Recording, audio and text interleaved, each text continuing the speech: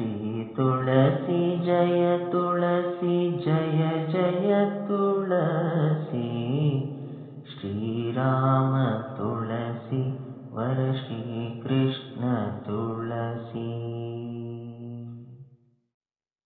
ಕೃಷ್ಣಾನಂದಾಶ್ರು ಸಂಭೂತೆ ವರದೆ ತುಳಸಿ ಸ್ವಯಂ ತ್ವಂ ಭೀತೆ ಸತತಂ ಸ್ಥಿತ್ವಾ ಮಮ ಪೂಜಾ ಗೃಹಾಣವೈ. ಅಂದರೆ ಶ್ರೀಕೃಷ್ಣನ ಮೂಲ ಸ್ವರೂಪವಾದ ನಾರಾಯಣನ ಆನಂದಾಶ್ರುವಿನಿಂದ ಜನ್ಮವನ್ನು ತಾಳಿದ ತುಳಸೀದೇವಿಯೇ, ಬೇಡಿದ್ದನ್ನೆಲ್ಲ ದಯಪಾಲಿಸುವ ಜಗನ್ಮಾತೆಯೇ, ನನ್ನ ಮನದಲ್ಲಿ ನೆಲೆ ನಿಂತು ನನ್ನ ಪೂಜೆಯನ್ನು ಸ್ವೀಕರಿಸುತ್ತಾಯಿ ಅನ್ನೋದು ಈ ಶ್ಲೋಕದ ಸಾರಾಂಶ. ಶಿವಪುರಾಣದ ಪ್ರಕಾರ ಮತ್ತೊಂದು ಚರಿತ್ರೆ ಇದೆ.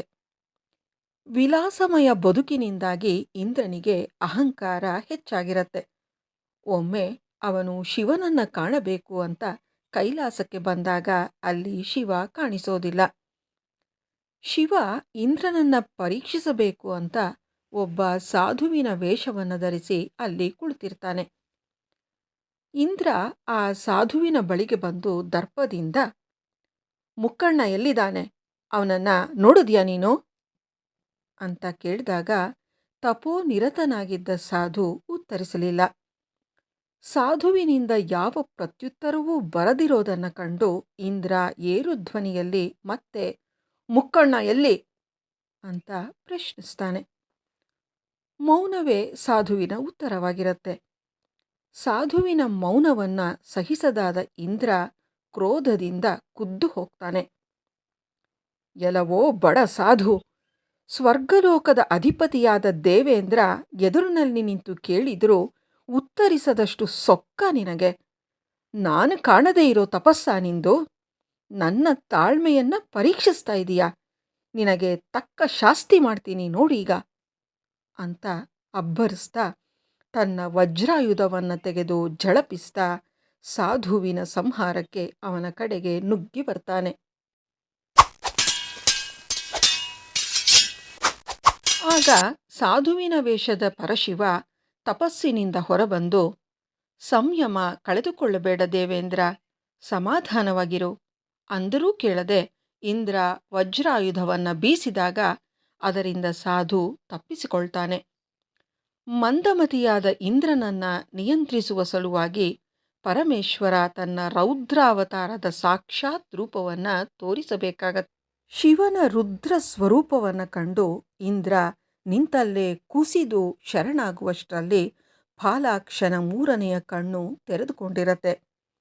ಭಯಭೀತನಾದ ಇಂದ್ರ, ಜಗದೀಶ್ವರ, ಕರುಣಾಕರ, ನನ್ನನ್ನು ಮನಸ್ಸು, ನನ್ನಿಂದ ಮಹಾಪರಾಧವಾಯಿತು, ದಯಮಾಡಿ ನನ್ನನ್ನು ಕ್ಷಮಿಸು ಅಂತ ಅಂಗಲಾಚ್ತಾ ಪ್ರಾಣ ಭಿಕ್ಷೆಯನ್ನು ಬೇಡಿದಾಗ ಉಮಾಪತಿಯ ಮನಸ್ಸು ಕರಗಿ ತನ್ನ ಮೂರನೇ ಕಣ್ಣಿನ ನೋಟವನ್ನು ಸಮುದ್ರದ ಕಡೆಗೆ ಹೊರಳಿಸ್ತಾನೆ.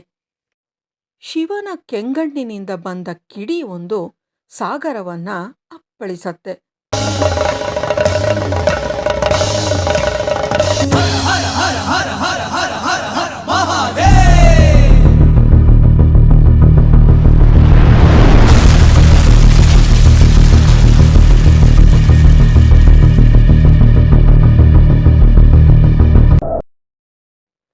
ಶಿವನ ರೋಷಾಗ್ನಿಯ ಜ್ವಾಲೆಯಿಂದಾಗಿ ಶರಧಿಯಲ್ಲಿ ಮಗುವೊಂದು ಜನ್ಮ ತಾಳತ್ತೆ.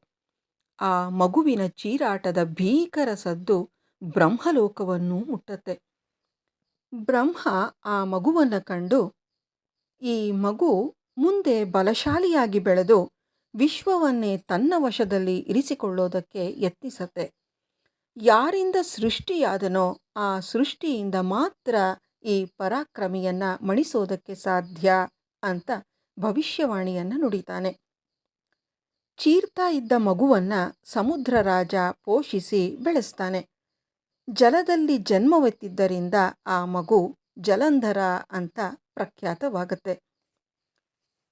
ತುಳಸಿಯ ಕತೆಗೂ ಜಲಂಧರನಿಗೂ ಎತ್ತಣಿಂದೆತ್ತ ಸಂಬಂಧ ಅಂತ ಗೊಂದಲ ಆವರಿಸ್ತಿದೆಯಾ?